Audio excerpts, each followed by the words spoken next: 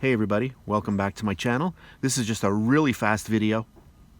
Last week I posted a video for a light chocolate glaze which used a 10% cream, and I have a lot of questions coming in about the type of cream.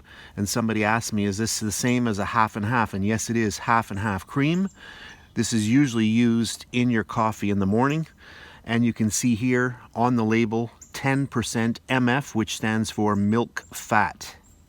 Now this brand is at 10%, but I've also seen the same thing listed as half and half cream, and it's all the way up to 15%.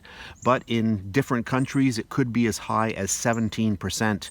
But for the video that we used, this is the cream that I used at 10%.